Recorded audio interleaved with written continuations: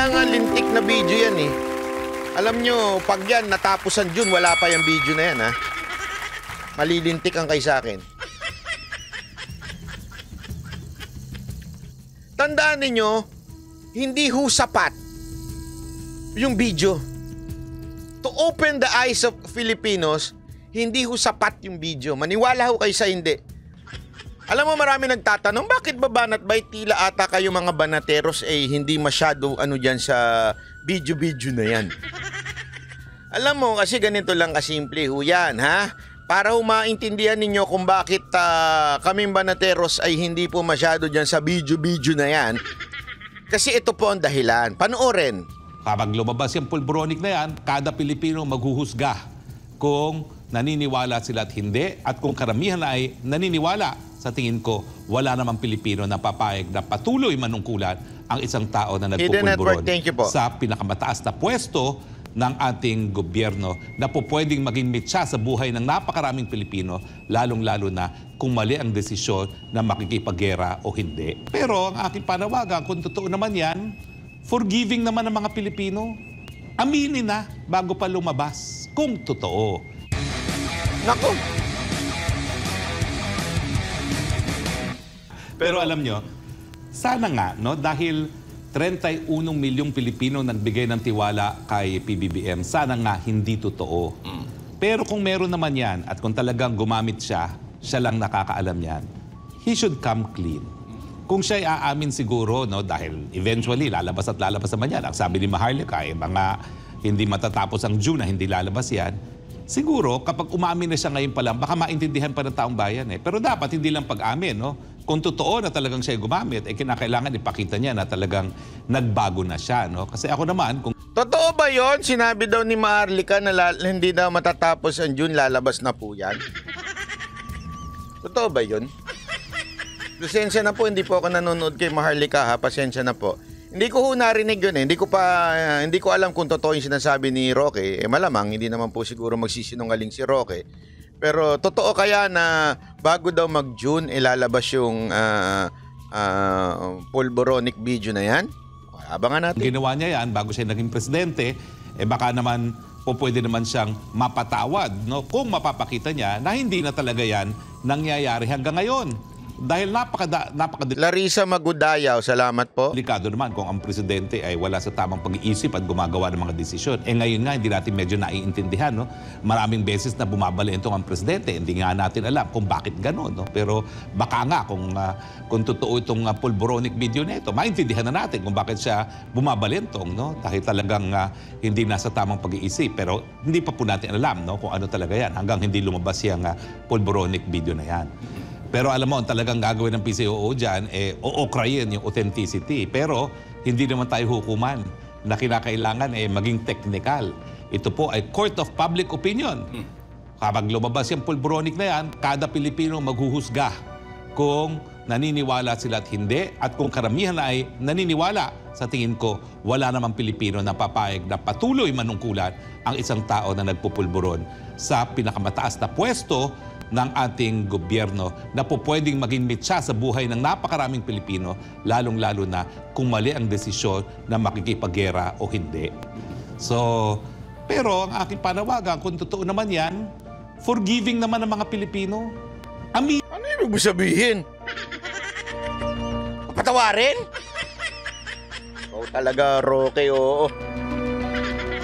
Hindi na, bago pa lumabas, kung totoo. Siya lang makakasagot niyan eh. Pero, at saka yung mga malalapit niyang mga kaibigan. Pero I'm sure ngayon, nag-uusap-usap na yan kung anong susunod na hakbang na gagawin nila. No? At I'm sure, dahil si Maharlika ay nag-confirm ng nakita niya yan, abay, hindi papayag yan na hindi ipapalabas ni Maharlika yan. Di ba? Kasi ngayon, alam natin, may hawak ng video si Maharlika. At alam mo, partner, hindi mo po pwedeng okrayin si Maharlika. No? Dahil bagamat siya ay... nabawasan na ng viewers sa Facebook. Hindi ko alam kung meron pa siyang Facebook. Abay sa YouTube, no? Kada broadcast niya at araw-araw siya nagbo-broadcast, hindi bababa sa 100,000 ang viewers niya, no? Sa 100,000 niya na po pwede magtrumpeta kung anong mga nasasabi ni Maharlika, no? Pero mali po ata yung parang inyong sinasabi, spokes, Roque, ano? Yung hindi porket marami ibig sabihin ay makatotohanan na kagad ang isang balita. Alam mo, ganito lang kasimple. Para sa akin po kasi sinabi po dito ni Roque na impeachable daw kung sakasakali yung pulboronic video na yan. Ibig sabihin po kasi, di ba, para ma-impeach ka yung public trust sa'yo hindi dapat mawala. Sa akin, ito lang. Ayokong husgahan kaagad kung ito ba ay totoo o hindi. Pero hindi ko lang maintindihan kung totoo yan, bakit pinatatagal nyo pa? Naiirita kasi ko doon sa sinasabing perfect timing, ganyan. This is the perfect timing. More than anything, more than the date, ito na ho yung tamang panahon. Bakit ho kanyo? Ako, it's not yung makaka-6 na taon pa ba si PBBM, tapos 4 na taon kung sakasakaling pumalit si BP Sara, tapos 6 na taon para uli kumandidato si BP Sara. Akin ito we are in the times na malapit na po tayong magera.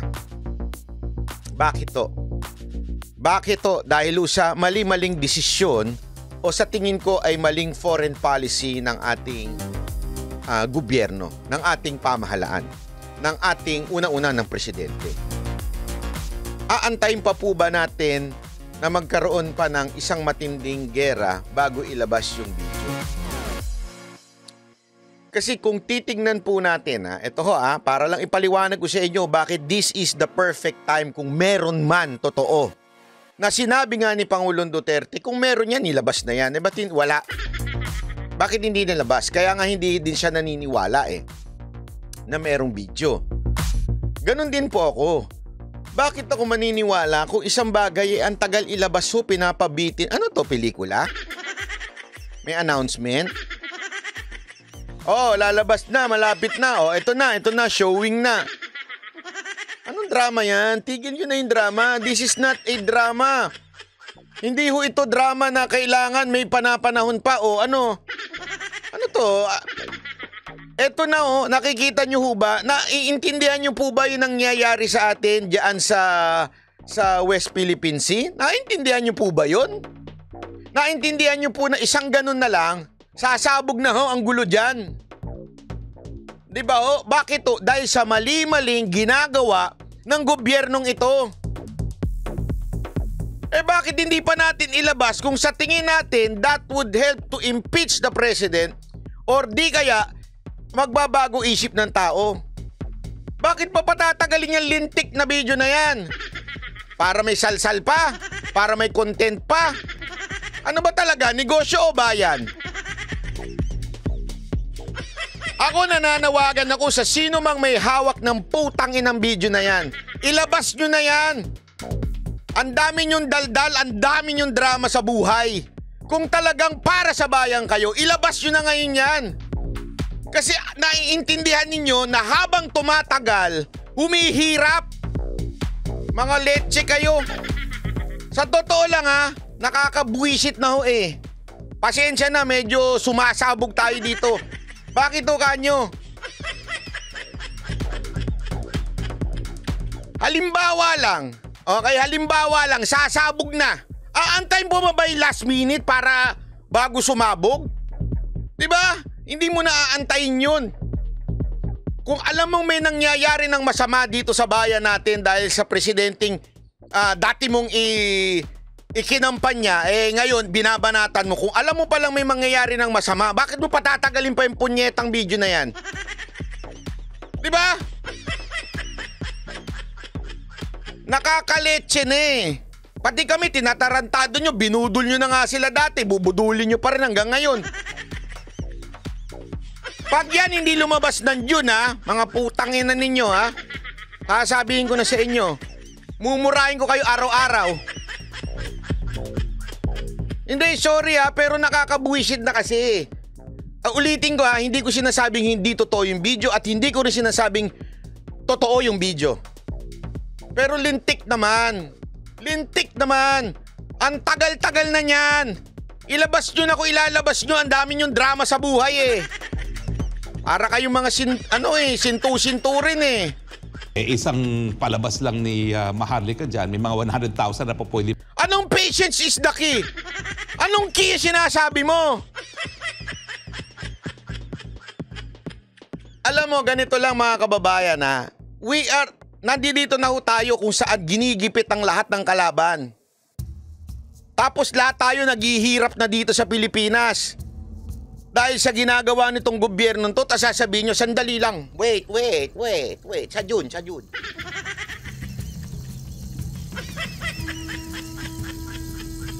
Parang, di ba yan nga example nga ni Boss Dada?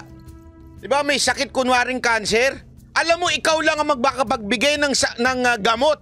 Tapos sasabihin mo, wait, antay tayo sa tamang panahon. Yung mamamatay na, yung malapit na mamatay, doon natin gamutin. Jinky Bell, maraming salamat po. Hindi ko maintindihan kung anong purpose ng pagpapatagal na yan Una-una, ano na ngayon? April. Next week. Advance lang mag-isip. April na. Hindi namang agad-agad nade-develop ang people power na sinasabi ninyo. Tingnan ninyo kasaysayan. Kailan nung namatay si Ninoy? Kailan nung nagkaroon ng revolusyon? Diba, it will take time. Hindi naman ganun kadali. So ano bang, so ibig nyo bang sabihin, pinaplano nyo talaga? Dapat ang pagtunay na revolusyon, organic yan. Hindi yan pinaplano-plano. Halimbawa ko na lang yung kay ERAP. Yung pagpapalit ng gobyerno nun, pinlano ba nilang hindi buksan yung envelope? Organic kasi, mas lalong maiinis sa atin ang taong bayan kung tinatarantado natin, dinidelay-delay natin. Ito.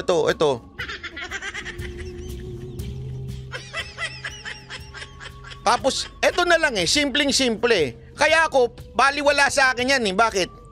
2022, sinabi na ni Pangulong Duterte yan, hindi naman kayo nakinig. Tama, mali. Ikinampanya nyo pa. Ano pa ginawa ninyo? Tinarantado nyo si PRRD. Huwag nyong kakalimutan, ganun ang ginawa ninyo. Kaya busit ako dyan sa mga yan Bakit? Nung sinabi ni PRRD na meron tayong kandidatong adik, ano sinabi ninyo? Ginawa ninyong mangkanor si PRRD, kung ano-ano sinabi nyo kay PRRD, hindi kayo naniwala.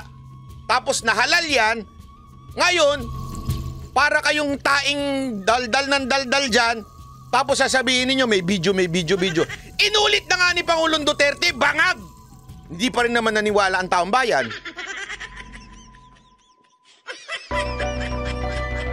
Eto pasensya na pero babasagin ko trip ninyo Ang mga Pilipino, bulag! Yan ang totoo, bulag tayo. Eto nga, lantaran na ginagago tayo sa insertion ng budget ng Congress. Tuwan-tuwa pa rin tayo. May nagtanong nga kanina sa akin ano sa tingin mo, magtatagal pa ba itong gobyerno to? Sa tingin ko, matatapos to. Bakit? Bulag ang Pilipino. Yan ang katotohanan. Bulag na, nagbubulag-bulagan pa. Kaya kahit ano pa lumabas dyan, wala yan. Yun na nga ninanakaw yung pera ng gobyerno. Nagsalita ba tayo? Nagrevolusyon ba tayo? Kaya nga sabi ko, saya mo kanina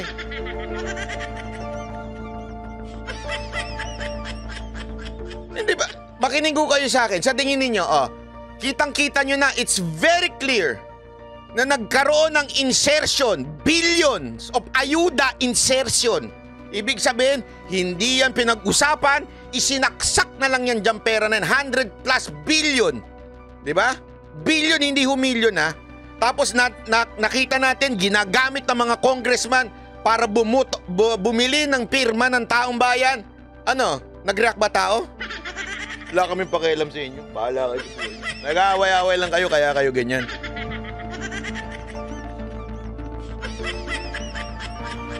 Tama, mali. Di ba ho? Meron pa nagsabi sa akin kanina, may hawak daw na na skandal yung mga military. Skandal daw nung isang opisyal, yung pinakamataas na opisyal. Tapos, lalabas din daw yun.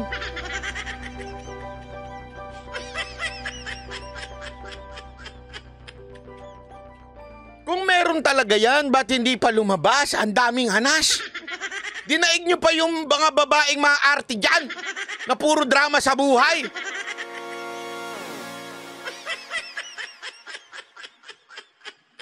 Daig nyo pa yung mga nagme-menopause dyan na puro drama.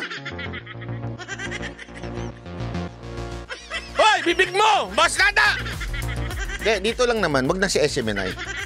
Napigilan kasi ako kaganina eh.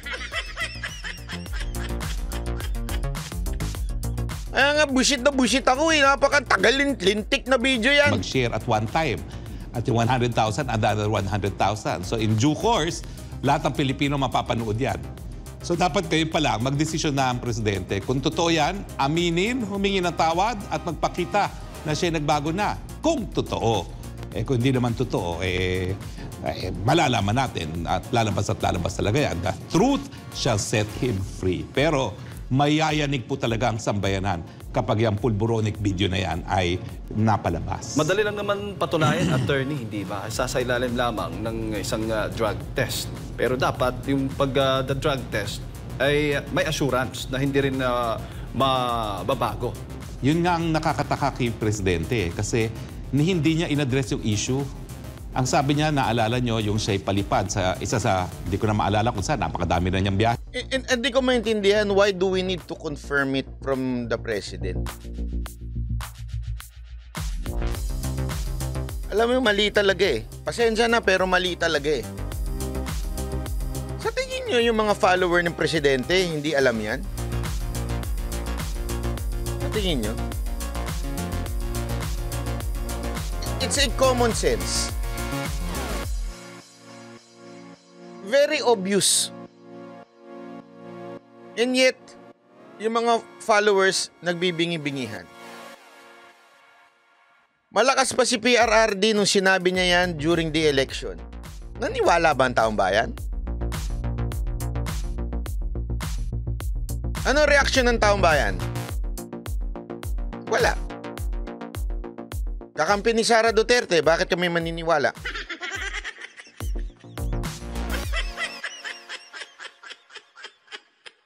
Di ba ho? Alam mo, gusto ninyo ng sikreto ng tunay na pagbabago? O gusto niyo ng para sikreto susi ng revolusyon na to? Walang iba kung hindi si BP Sara Duterte. Yun lang. Gumalaw lang si BP Sara Duterte tapos ang usapan.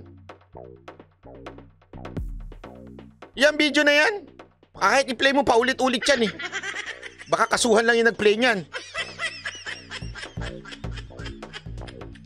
Hindi. Totoo sige, isinari natin. Lumabas yung video na yan. Sa tingin ninyo yung mga followers niyang bulag, maniniwala? Sasabihin niyan, edited yan eh. Matagal na yan eh. O ganito yan eh. Lahat ng palusot nandyan na.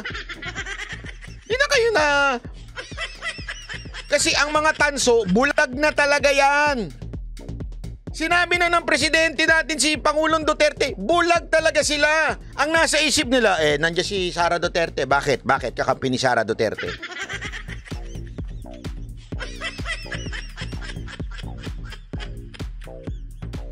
Di ba ho? Ay, ang sikreto lang dito sa lahat ng to, BP Sara Duterte, tapos ang usapan. Iyan Nabi, maraming salamat. Ginawang ransom ang video pag nagbayad di lalabas. Hindi ako, eto lang ha.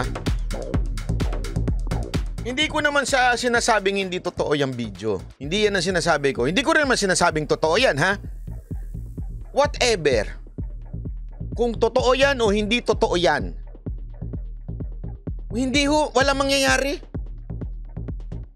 Nasa kamay pa rin nung BP Sara eh. Hanggang si BP Sara nasa tabi ni BBM, walang mangyayari kay BBM. Huwag na tayo maglokohan. Para lang tayong tanga. Yan ang totoo. Hanggang nasa tabi niya si BP Sara Duterte, walang mangyayari. Iisipin lang ng lahat, this is just a fight between PRRD and PBBM. Alam mo, Rek, eto tanungin niyo yung mga tao, yung tataong mga walang alam sa politika, alam mo kung ano reaksyon nila? Bakit ba nag-aaway si Duterte at saka si BBM? Akala ko ba dating magkaibigan yan?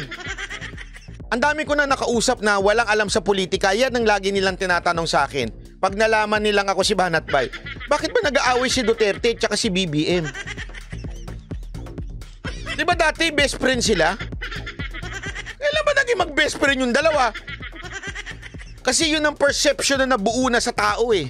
Ang mga Duterte at Marcos magkatabihan. Kaya hanggang hindi kumakala si BP Sara Duterte kay PBBM, lahat ng ibabato ninyo walang kwenta. Maniwala kayo sa hindi.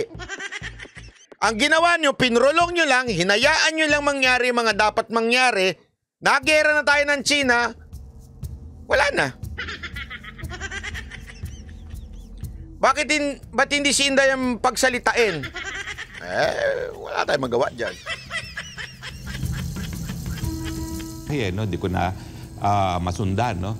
Parang halos lahat ng bansa sa daigdig na bisita na niya. Pero anyway, nung isa sa paalis siya at siya nagkaroon ng press briefing bago umalis, sabi niya, kung maalala kong tama, I will not even dignify that with an answer. Naku, Mr. President naman, ang dami-dami nagsasabi naman talaga na may mga pagkakataon. Hindi, alam nyo kasi ito para lang sa kaalaman ninyo Dapat kasi minsan lumalabas din tayo sa bubbles eh. Okay? Minsan may tendency we are living sa loob ng bubbles. Ano ibig sabihin nun? Kung ano yung usapan natin, parang tayo na lang lagi. Lubas tayo. Alamin natin ng sentimento nung mga wala sa politika. Yung walang pakialam kay Marcos, walang pakialam kay Duterte. Labas tayo kasi yung meron lang pakialam sa ganito. Sabihin mo na sinasabi ni pangalan nito, ni Roque, na 100,000 daw. Sige, sabihin na natin, 100,000 daw views ni Maarlika per day. Ilan doon ang nag-view din dito? Sabihin mo, nag-100,000 din tayo ng views. Halimbawa na lang which is impossible na hindi nagduduplicate yun. Ibig sabihin, may nanonood sa kanya, nanonood din dito. Yung nanonood din dito, may nanonood din sa kanya. Pero sabihin na natin, conservative, 100,000 nanonood sa kanya, 100,000 sa akin. The rest, 50, 50, 50. Halimbawa lang, umabot lang ng 1 million. Ang nanonood sa lahat ng DDS. Sa tingin nyo dun sa 1 milyon na yon, kayang pabagsakin tong gobyerno to? Alis tayo sa bubbles natin, huwag tayong magpakatanga. Huwag tayong gagaya sa kanila na nakikinig lang sa mga opinion nila. Dapat makita natin yung malaking perspective. Ano ba ang perspective na nakikita ng taong bayan sa nangyayari sa lahat ng to? Naintindihan nyo? Nakikita ba? Yung iba pa nasa abroad. Tama, correct. Sabi nga ni Boss Dada, nasa abroad na. Yung iba pa, hindi naman bumuboto. Panay lang ang sigaw. Tama, mali. Alam nyo ba napakaraming OFW yung hindi bumuboto? Ang botante lang na OFW 1 milyon. Alam nyo ba yon? Pero ilan ang OFW? Sigaw lang na sigaw.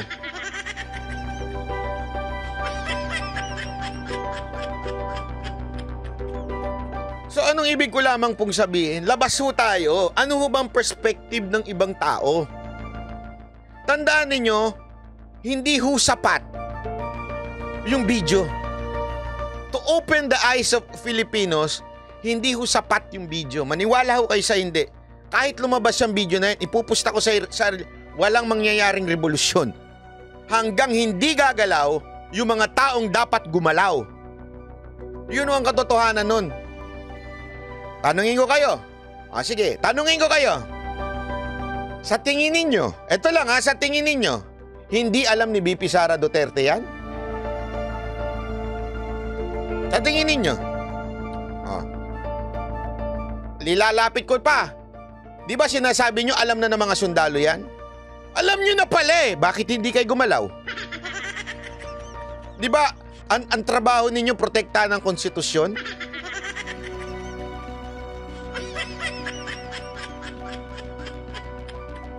So anong ibig ko sabihin? Hindi ho yun ang sikreto. Ang sikreto gumalaw. Dapat ang mga dapat gumalaw. Kaya nga lintik na video yan eh. Alam nyo, pag yan natapusan June, wala pa yung video na yan ha. Malilintik ang kay sa akin. Puro tayo puro tayo ganyan eh. Ang tagal-tagal. Sasabog na tayo, baka mauna pa yung pulburo ng mga bala ng China ang pumunta sa atin bago lumabas yung pulburong video na yan eh.